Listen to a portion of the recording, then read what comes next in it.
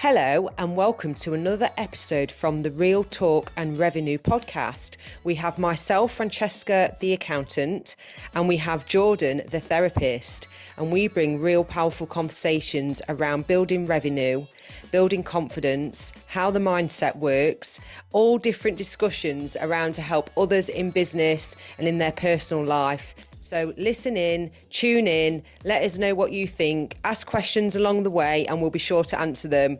Enjoy. Just see, because I've done a video series about hiring employee and what to look out for. It is, I've done it loads now, as you know.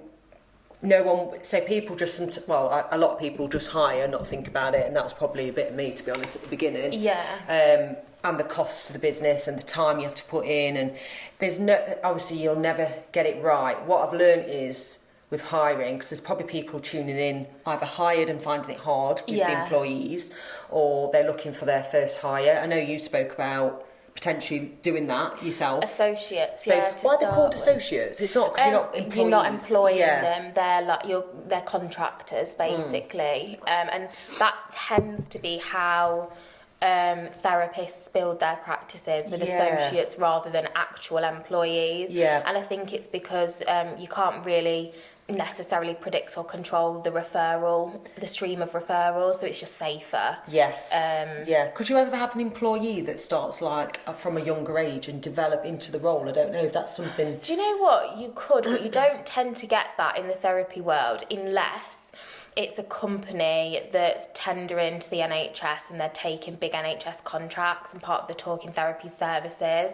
So they're the only ones that really take on trainees. I get you. I've worked for a couple of those, and then it's not a private practice anymore. You just working with, you're like a third sector, do you know what I mean, service working with the public sector. So I've never seen it, and I've often thought about that, like how nice it would be to give someone the opportunity to train in like a private practice environment, and have like the time and space to upskill. But it is very difficult because obviously you've got paying customers. Not absolutely not impossible, but because like private therapy is often self-funded, it can be challenging to then be able to get them the exposure with the clients. Whereas in the NHS, it's just kind of like, are you happy to see a trainee? People are more amenable to that because they're not paying for it. They might have waited a really long time, and you know, it's an interesting topic of conversation, really, isn't it? But yeah, it's a difficult one. I know, and I also... I would say if anyone has an employee in the private practice world, it tends to be like a PA or I knew you were going to say that. Person. And have someone on a 20-hour-week contract or something. No, that's really interesting actually. Or they will use VAs and just subcontract that role very as well. Common. Which is still, even if you subcontract, it is still kind of like an employee without the pressure. And obviously, I didn't want to do that at the beginning. I was like, no, we need to hire, and we're going to, help their careers, and it's amazing. And wow, what a bloody journey that's been. The highs and lows of being an employer. There's a lot of responsibility on the shoulders, a lot of eyes on you.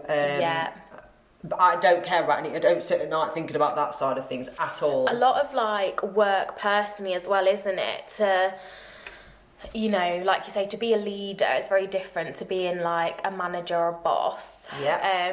Spot on. And you've got to be open to criticism or having open conversations, and sometimes they're not pleasant for you, are they? Sometimes it's a bit jarring, and you have to take like criticism and then like allow it, and you're not. It's interesting, and I see many mistakes from employers, even learning from interview stages and how they've been treated. I know, and as soon as I hear these things, I think they would fit in perfectly with the culture. Obviously, if the skills aren't there, it might be a bit different. What I am trying to balance as well with people when you're hiring, you've got to think the personality is more important to me. I did used to go off a lot of my gut feelings. The issue with that is when you do take on, you've got seniors in the business, they don't go off, they go off logic, they go off the rationale, whereas I've always gone off gut feelings, and if I'm moving to a different role, we've got to change that, and that's the bit. But the thing that no one warns you about isn't just, we've taken on employees, the cost to that. Yeah. So it's your time.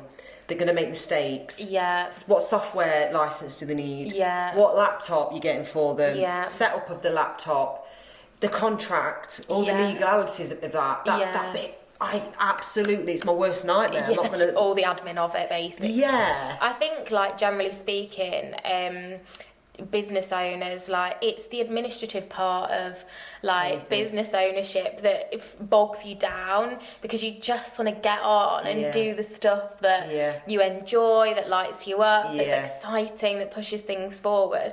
But you can't do it without all of the foundations of the administrative stuff. But you don't have...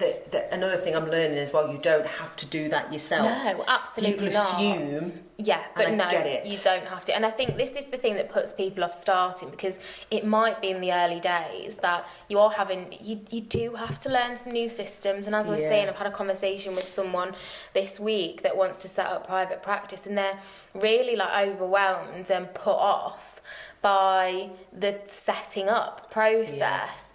And it made me think, like, I remember that being a lot, but I can't remember when I set it up, like 2019, so how old would I have been? Oh my God. How long ago was that? 7 years ago. 26? 25. How old am I? 32. 32, 25. 25, oh my... He was near 26, I what think. What the hell? Yeah, what... Baba!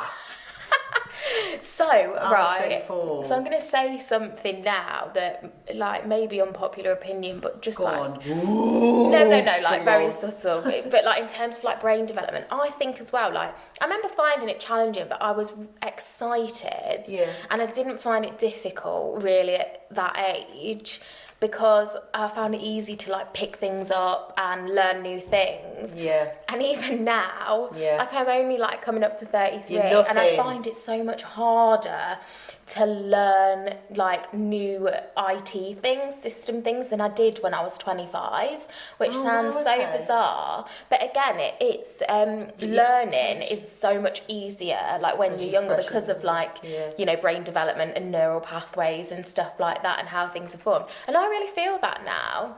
But having said that, see, I won't believe that. It's a different... I can't believe that. Well, there's actual, like, there's neuroscience behind it. I'm not saying it's impossible. No. I'm saying that it sometimes takes a little bit more patience and time to get your head around things. Yes. The older you get. Yes. Because it is harder to learn things than when you're at school and when you're in your early 20s. I learned to swim at 34. Yeah, whereas if I look at Hallie, my toddler now, she's nearly 2... She's, like, speaking new words and sentences every single day. Yeah. You show her something once, she's doing it, and I'm just like, wow, like, the power of that developing brain is, like, incredible. But anyway, like, side questing here. But yeah, it's interesting, like, speaking to somebody that's, like, really kind of apprehensive and sort of, like, a bit put off by those processes.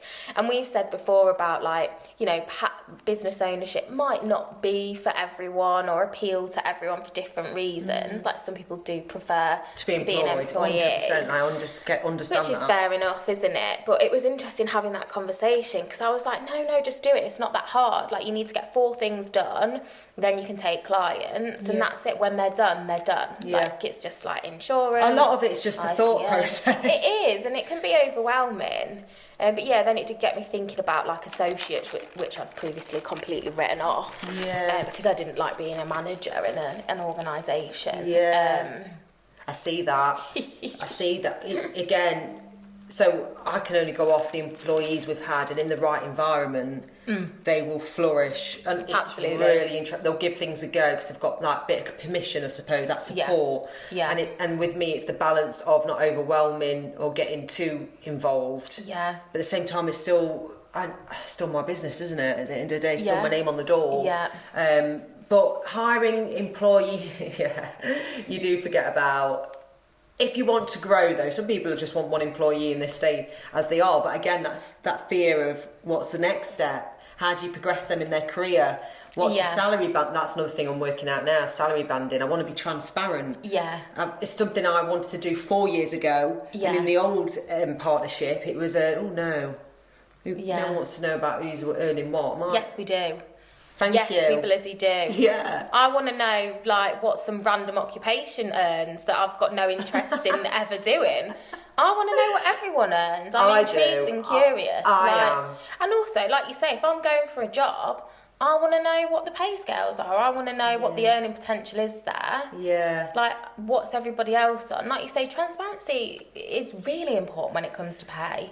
Exactly. Like, really it's so important as well. I get it. The thing that people don't do it, the reason why they don't, I get it, is because of like that fear of getting it wrong. Yeah. Being like an employee attacking the employer over, why are they on this? And, absolutely. I do this as part of my role. Yeah. You know, because you're never going to get it right. And I've learned that even if you create a role, if an employee goes outside of that role, they won't like it. Yeah. Some though will. Yeah. So my biggest thing for employees now, and I'll share what I'm gonna, is the can-do attitude and the positivity to the vision. For sure. And if they're not sure where they're going, or you're not sure, it's a big struggle. You've got to have the right culture to be able to have employees like that. Because if I think about some of the organisations I've worked in, like, again, public sector, you feel exploited rather than, like, because you might be, like, striving, you want to do more, and then there comes a point where you just feel like you're getting the piss taken out of you. Like, you're giving so much, and there's absolutely there's no reward. Even if you talk to them, do you ever? I'm assuming you did talk to them. No, when you said that you feel like you're getting. But I think in organisations like the NHS and MOD, like middle management, they've only got so much power. Like, you don't have that much influence all of the time. Like, do you know what I mean? It's such a ginormous organisation. Don't get me wrong. Like, I had some positive experiences and some really good opportunities and good people that I worked with, and people that were really great leaders, and I had completely the opposite at the same time. But like, culture in an organisation is so important, because people don't mind going the extra mile when they feel valued, when there's opportunity, when, you know, the chance to prove yourself can lead to other things, whether that be training, getting to go to events with you, like whatever it might be. But if you're just giving, like agreeing to do extra, take on more, and there's just absolutely nothing coming from it, you know, not even like real appreciation and recognition, or 100%. Do you know what? You've got to be it's got to be a mutually respectful relationship. Like, even in the workplace, because else it's just toxic. It's so true. And it's exploitative, isn't it, really? It's so true. And any employees that are feeling like they're hiding their feelings on how they are in work, and they're not able to share and find a solution. Because I feel like some people, I don't know, they just probably plough on. Deep down hating every minute and not saying anything unless they don't feel heard. And that's a big, you know, I'd rather my team feel heard. And they agree that it's like something might change, or we need to put this in place. Or what's the solution then? Give me the solution, let's put it in.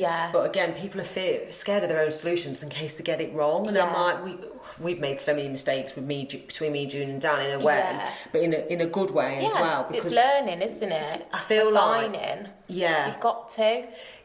So I think... And that's better than not bothering in the first place, and people going, oh, well, you didn't even try to solve that problem. Thanks a lot. So I would suggest, and I did go off a lot at the beginning, thank God I did, because it's given me some massive wake-up calls along the way. Even though, and I mean, I'm saying it on the pod, I don't think I've done many posts about this. I always scared to do a post on LinkedIn in case I offend. And it's like, you're going to offend anyway, just doing whatever. So it's like...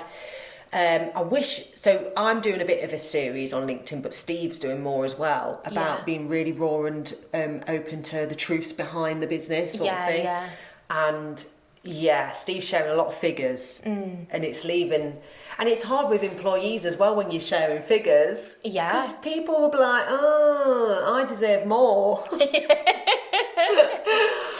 And it's really difficult. It's in fact, I can see why employers shut up. But there's risk either way, because if employees are kind of like secretive or don't talk about things, employees talk. They do. They talk. So You may as well bloody be transparent about. Well, no, because there's a different culture again, isn't there? Yeah. But and people can have conversations with you about pay and stuff like that. But if people are unhappy, they'll start to talk. They'll be asking questions to each other.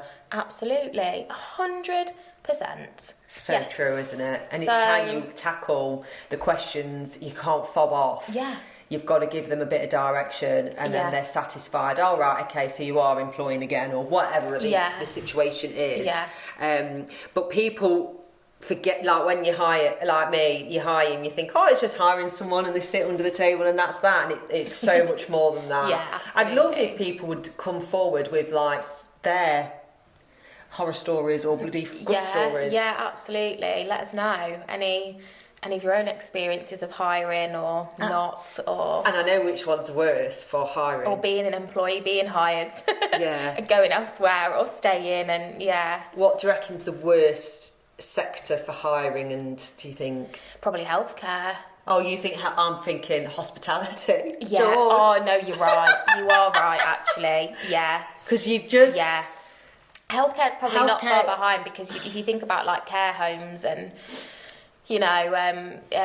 domestic like care workers who like go around visiting people and stuff. You like could get that. some real gems there, I reckon. With the kind of people, is the calibre of people are caring, isn't it? Yeah. And you'd be surprised. You would be surprised of the opposite of that in the industry. It's shocking. It is shocking. That they will just get in and get it done with no emotion. Well, because it's not, to be obvious, it's an easy job to get, because it's so needed. Yeah. That you get the wrong people going into those roles, and it's really scary actually, because you're working with vulnerable people. And it's like having the right people in place to hire that's got a kind leadership heart. Yeah. Most of the time they don't. Oh my God, it's scary. But hospitality then. So George, how's he finding it with employees? All right at the minute. At the minute. It is we funny. Can't get too honest, can we? No, it is funny, and there's always going to be like niggles, and you're never going to get everything right. But Georgia's like right hand gal, Nina, like she's amazing. Yeah, that's really. And she kind of found George just randomly at one of his jobs. Wow. And was like, if you ever need any help, like let me know. Just drop me a message. I'll be happy to come and do some shifts, and that was that. You know what I do find, I'm going to really be honest here, you know what I find uncomfortable with the hiring process and interview process? Because I'd make a good host, that's why I did the hosting of NYP. I like to make everyone else feel comfortable. Yeah. What I find really hard is that I want to make them feel comfortable in their interview. Yeah. I need to get out of that interview because I want to they need to work for it. Yeah. I can't make it easy for them. No.